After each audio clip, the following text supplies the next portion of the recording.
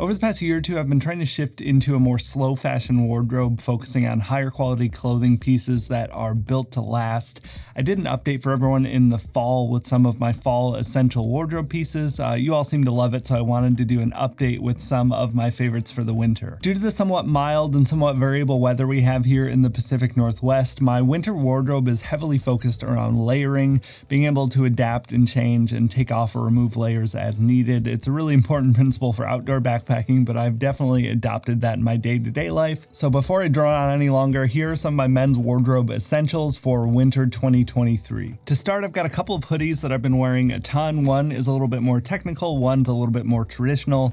Starting off with the technical, this is the Mission Workshop Prospect Power Wool hoodie. The bulk of the sweatshirt is made from Polartec Power Wool. I've known Polartec for quite some time. I've never seen any Power Wool pieces before this, and it is unbelievable. Some of the technical stuff was a bit over my head when I was doing research, but this is a synthetic wool blend, and this is the softest, stretchiest, most breathable wool piece I have ever owned. With Mission Workshop and their focus on more technical apparel, this is definitely a slimmer, more athletic cut. It's a 220 GSM fabric. It's made in New York. Always good to see stuff made in the States. These other reinforced areas here is called Tweave DuraStretch Nylon. It's DWR coated, so it's going to help repel rain, and the Power Wool is still going to be insulating when it's wet, but I've been wearing this thing as my just normal errand type of hoodie if I need to throw it on, go to the grocery store or something really quick. This is the epitome of technical apparel, which is obviously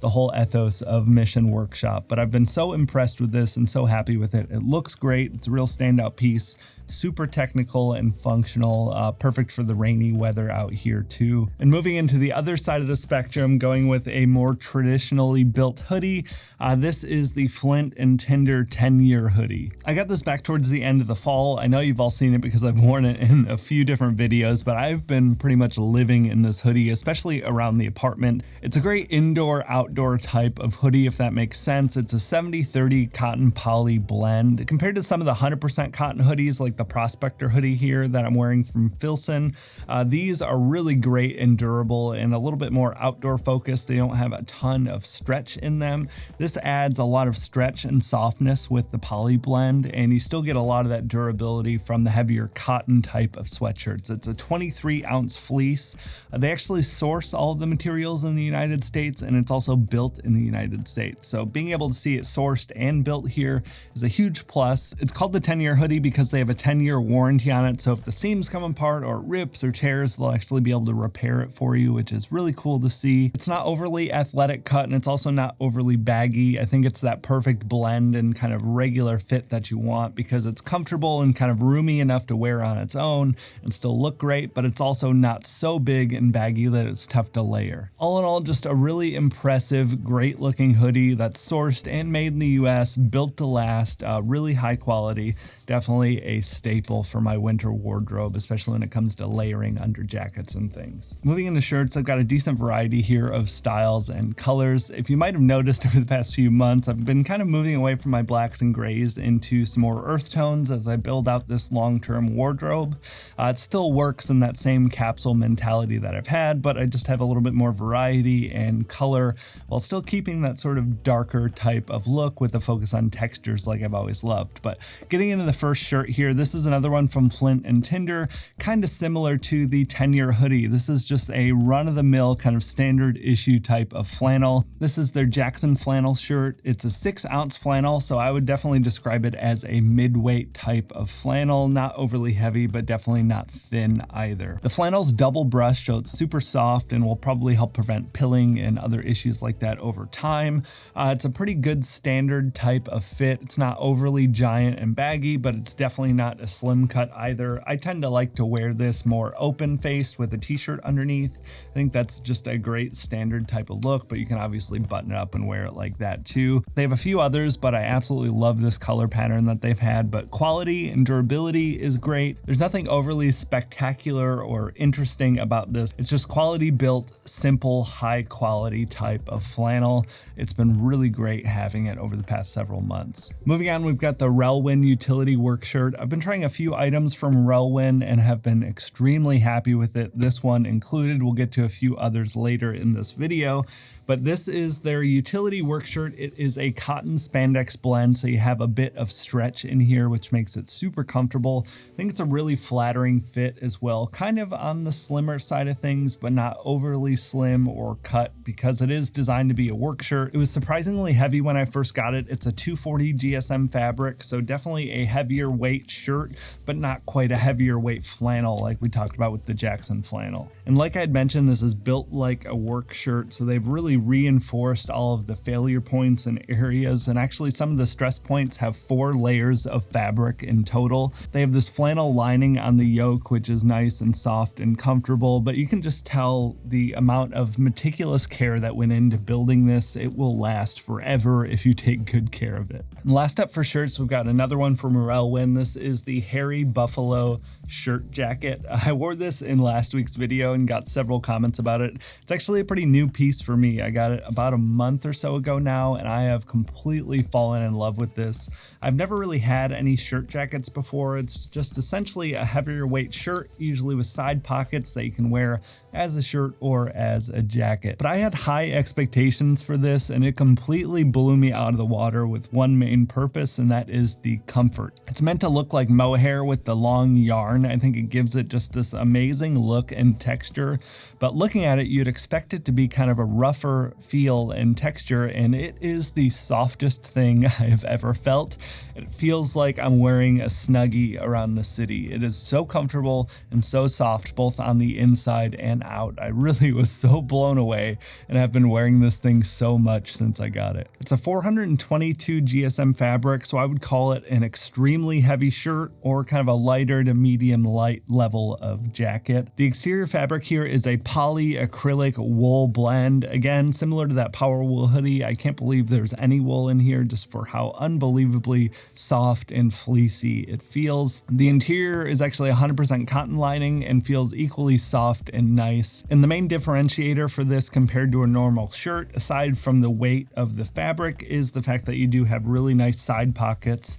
But this is an amazing layering piece for me because it's kind of big enough where if you want to layer a sweater underneath it, you can wear this as an outer layer, or you can button it up. It has snap buttons, so it's nice and easy, and you can put a normal heavier weight jacket over the top of it, or you can obviously do both if you wanted to. But I've never had a shirt jacket before, and I am just so impressed with the quality of this. And this was after I had already tried that utility work shirt from Relwyn. I am just so impressed with what they are doing and what they're putting out. This thing is incredibly comfortable, incredibly soft. It looks so good. Yeah, this is by far my favorite piece of the whole lineup here. Really quick, I want to thank Friedrik for sponsoring today's video. If you're not already familiar, they're a leather goods brand that's focused on producing a pretty big range of travel gear as well as everyday accessories. I've talked about their luggage and travel gear quite a few times in the past, but today I wanted to talk about their City Hopper backpack. I figure if you're watching this video, you care about style and attention to detail and quality. This is one of the most beautiful bags I've ever had the pleasure of owning. Made of nubuck leather sourced in Italy and Spain, it is some of the most soft, supple, plush nubuck I have ever felt. It has vachetta leather detailing, and in terms of functionality, it's a really interesting type of bag. It's kind of a roll top and zipper bag hybrid. I've never really seen anything like it. So you kind of get the best of both worlds. If you want to just use it as a normal zipper bag, you can, but you can also roll this section up and get some expandable storage. You also have a padded laptop compartment on the inside. You have a quick access pocket on the outside here. And then you also have a water bottle pocket with external access but internal space, so you don't mess up the clean lines of the exterior, but you can still get to that water bottle really easily. They have a 100-day trial period with the option for a full refund if needed. They have a lifetime warranty on all of their products, which I always look for when I'm checking out higher quality luggage or backpacks. It really speaks to how much they're going to stand by their designs and quality. So definitely great to see that here. They also ship worldwide wide, so no matter where you're at, you can get your hands on one. Huge thanks again to Friedrik for sponsoring this week's video. Check the links in the description down below for more info about the City Hopper backpack, and let's get into the next category. Sticking with the top half of the body, I've got a couple of jackets I wanted to touch on, and the third Relwyn piece in a row here, but this is the Relwyn quilted tanker jacket.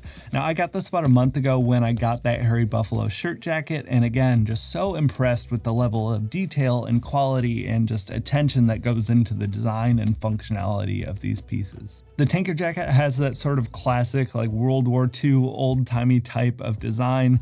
The outer shell fabric here is a cotton poly blend, and it's really nice and soft, and I think between that and the diagonal stitching for the baffling and quilt pattern gives it that really great classic look and just a nice soft and cozy type of feel. So aesthetically, it's an amazing jacket, but like I said, attention to detail and care with the use for this. I have several items I want to touch on that I've noticed in just this short time I've had it. This interior lining is a polyester ripstop, and it's pretty slick, which is really amazing for layering. Like I said, I put a lot of focus on layering in the wintertime for me, but because this fabric is so much slicker, you can slide layers in and out much more easily, so you don't have to worry about holding on to your sleeves when you're going into the jacket and then they get bunched up and terrible. This is really great to put on over other layers without problems. One other thing I've noticed too, the zipper cuts pretty short right on your stomach, so if you're wearing this in a seat or especially in a car, it's not going to ride up and be really uncomfortable. So you can keep this zipped up or buttoned up in the car, and it's not going to bunch or be uncomfortable to wear. Just those subtle points that they pay attention to are so great. Even the interior side pockets have this really nice soft fleece lining. So comfortable if you're putting them in with really cold hands walking around the city like I have. You have a bunch of pockets if you want to put any of your EDC gear in here, but overall just really well built. Just so much attention to detail in the actual functionality of the jacket to make it just a standout piece. Stitching is immaculate across the board. Can't speak highly enough of this. And moving into something a little bit more technical and outdoor focused, this is the Outdoor Vitals Nova Pro down jacket. Now, I've been wearing Outdoor Vitals jackets for a couple of years now for all of my backpacking adventures. Since I really started backpacking in 2021, I've been out on trail, 40 or 50 nights, the bulk of those with Outdoor Vitals. I can speak to the quality and effectiveness of what they're doing, and especially in those types of cases, it can be life or death and not just like staying warm when you're walking around the city to go get groceries. This is meant to be a full 4-season down jacket. It has 5.5 ounces of 800 plus fill with their down LT insulation, which is mostly a treated down as well as a bit of synthetic insulation. That does a lot in helping provide that loft, even if it gets wet or damp. Out in the Pacific Northwest here, when I'm out camping, especially in the winter time, it's just wet. If you go out, like I spend a lot of time in the Coast Range in the off season here, and it's just permanently wet out there, and that can be just terror on your down products. So in my experience, this has performed really, really well for me. It has about twice the down fill as my old Mountain Hardwear Ghost Whisperer jacket, so it's going to be much more capable in these colder temperatures, especially when your life depends on it when you're out in the backcountry. A few other things to mention if you're worried for travel or backpacking, this thing is 14.5 ounces or just about 400 grams in total. Has a full DWR coating on the exterior, and this is a 20D fabric, so it's going to be a little bit more sturdy and durable compared to a lot of other ultralight products and jackets where you really have to baby them and they're just so paper thin. This is definitely built to be a little bit beefier and long lasting, which I love. It's always a tough balance for me with backpacking. I want stuff that's light so I'm not hurting my back, but I also don't want stuff that's just inherently going to break down completely in 2 or 3 years of use. Aside from all of that though, one of the most interesting things about this jacket is the baffling pattern. So they've designed this to actually have about 10,000 fewer stitches than the average down jacket. I'm not exactly sure how this works or what goes into it, but essentially this, if you have less stitch holes, you have less failure points for wind to get through and make you cold, and you also have less failure points for water to get through and damage your down and make it deflate. One thing I did notice with this jacket compared to some of my other Outdoor Vitals jackets, it's a bigger, boxier type of cut. It's meant to be an outer layer with a lot of layers underneath, so it's cut much larger larger than every other large piece that I have from them. Something to keep in mind if you're thinking about it. Depending on your layering system, you might want to size down. For me, I think this is good though, because you don't want to compress the down. It's not going to work as well. One gripe I have, albeit a little small, is the logo placement here. One, I don't think it's the most attractive logo. I don't like any of these full text logos. A lot of backpacking companies do this, but it is much too high up on the jacket. It gets closer to your neck here. It's a classic design mistake when you're designing t-shirts on a computer versus on a 3D body. But that's the only real gripe I have with this, but this is definitely meant to be a technical, more functional piece than aesthetic like city wear. So in the points where it matters, it has performed excellently. I do think these couple of tweaks could improve it for just general city and travel use. So moving into pants, apologies, I do have a repeat from my fall wardrobe video, but they are so excellent, I just had to put them in again because it's what I've been using all winter. That is the Proof Rover pants. I actually picked up a second color in this dark olive. I think it looks amazing. And I just wanted to take a minute and feature these again in this video because they have been an even better winter pant than they were for the fall. The Rover pants are a stretch canvas pant and they're infused with a material called Sorbtech. Sorbtech is moisture wicking, so it's going to help in some of the warmer temps on helping you stay dry if you're sweating, and definitely in the colder temps it's going to help just keep that moisture away from your body and help you stay warmer. I've been wearing these almost exclusively in the cold weather because one thing I noticed with these, Portland will really get cold and wet and windy. These pants do an amazing job at cutting the wind. So if you're outdoors a lot and if you're in windy conditions, these have performed wonderfully for me. So functionally, they have been excellent. I actually took these to Michigan too as my only pants. I actually got a bunch of compliments on how good they looked as well. So functionally, they're great. I think they look great aesthetically too. I got the slim cut version and I really like the cut of these. They're a little bit of a higher rise compared to some jeans. You have dart seams on the knees. The crotch is gusseted. They have a ton of colors. I really love this black and dark olive. You know, this covers me for most everything. Functionally great, aesthetically great. They're super durable. I think these are going to last forever. I've just been obsessed with these. Next up, I've got another pair of pants that I almost didn't include in this video because I'm not sure how well they qualify as winter pants, but I've been wearing them a lot. It's winter here, so I wanted to include them anyway because, again, just been really happy with these. These are the Relwyn Utility Wind pants. These are essentially a thinner nylon spandex jogger. The reason I think they still qualify for winter is because they are a wind pant. Again, it's going to help cut the wind while still being kind of a thinner, more comfortable, athletic type of fabric. It's a really flattering, athletic, tapered type of jogger fit. If you're on the fence between sizes, I would recommend a size up. I got a medium. I'm usually between medium and large. I probably could have gotten by with a large, but these are just big enough in a medium for me. I normally wear size 34 pants. These have been a really great, just quick throw on and go type of errand pant. They have a full mesh lining, which is really, really comfortable. You have a zippered back pocket as well as a zipper fly, which is really great in joggers and something I like to look for. Overall, just really attractive pants, great functionality, and I do think these are going to be taking over as my default hiking pants for 2023 after trying them. The Prana Stretch Zions were my long-standing favorite, but I'm not a big fan of the update since they did that re-Zion fabric, and these seem to be fitting the bill for me. Walking around town, I'm excited to get these out on a few backpacking trips and see how they hold up. Next category up, we've got boots, and these aren't technically winter boots because they don't have heavy insulation, but I'm not usually a big fan of heavily insulated boots. My weather is a little more mild here compared to like northern Canada or something, and I tend to prefer to layer with socks and other items like that. But starting off here, we've got the all-weather duck boots. I've had these for about 2 or 3 months now, so the bulk of the cold season here in Oregon, and I'd say they've held up pretty well for me. They're kind of a reimagining of that classic duck boot design from LL Bean. I think they were the first to do it. The main difference here is just how they've designed the midsole. It's essentially a softer EVA foam cushion midsole like a sneaker. So these are kind of designed to wear like a sneaker, but have the functionality of a duck boot. In practice, I'd say they've mostly succeeded with that. My Danner Logger boots are definitely a notch notch up in comfort from these in my opinion, but these are still very comfortable for a boot, and especially a boot of this style and purpose. They have a full waterproof lining, so the waterproofing does go past this black section here, unlike some of the other boots in this style, and they actually have a gusseted tongue as well for that waterproof liner. I've had these up in many inches of rain in some of our stagnant drains here in Portland. When it gets really rainy, drains clog up and I still have to walk and get my groceries. So I've tested these out in standing water extensively, and they have performed perfectly in that regard. They have a Vibram outsole, which has performed pretty well for me. I haven't quite tested these in really extensive mud quite yet.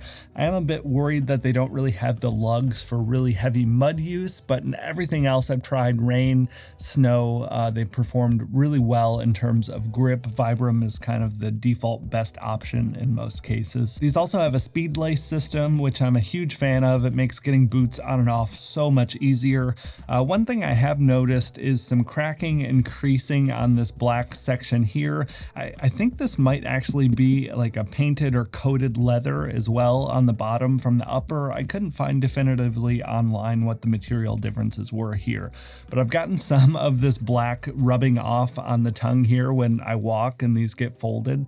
So it's almost a little too bulky on this upper section. It makes me wonder how this seam will hold up over time. I shouldn't be too concerned. There's no signs of damage or anything like that quite yet, and functionally they've performed so well for me. I think they're pretty stylish as well for this type of boot. So really great functionality, really great style, pretty good comfort. Definitely a solid all-around winter boot for most of us. A little bit of a different alternative, more of a Pacific Northwest specific type of winter boot. These are the extra tough 6-inch deck ankle boots. Now these boots are definitely overkill for someone like me that's going to be throwing these on and going to the grocery store, or maybe wearing them on a camping trip. They're kind of the default standard for commercial fishermen as far as I could find and understand online, but they're really not overly expensive either for being just such like a high quality standard in the professional industry. So as rain boots, these have performed perfectly for me. Again, tons of standing water here in Portland during the rainy winter season here, so I've tested these out extensively. It's a full neoprene rubber boot, so there's not really a lot of potential failure points with these. They have something called Express Cool in the liner, which is supposed to help keep your feet cooler in the warmer temps. I've only been using these in winter, so I can definitely report back to that sometime in the future after I get through a summer season with these, because these have been my go-to if it's raining outside at all. I really like that you have these pull tabs here and a nice wide opening so they can slip on really easily. So they've just been my go-to like errand boot around town if I'm going to get groceries or something when the weather is inevitably bad here in Portland. One last thing to note is the outsole, and these look pretty minuscule in terms of the outsole, but so far I haven't had any slipping issues. Sometimes wet metals or wet concrete can be extra slippery compared to others because you don't have that traction.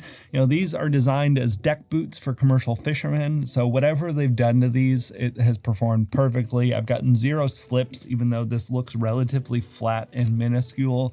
So whatever they've got going on for the outsole there is performing perfectly. I was really surprised and really happy with that. But other than that, you know, there's not much else to report with these. I think having a good solid pair of rain boots is an essential piece of anyone's Pacific Northwest winter kit. You know, your mileage may vary depending on where you live, but these have been just really great for me, and I'm kind of kicking myself that I didn't get some sooner. So that wraps it up for some of my winter wardrobe essentials. I hope you all enjoyed this one as much as you enjoyed the fall one. Be sure to let me know if you have any new clothing pieces you've been enjoying or anything that you got your eye on.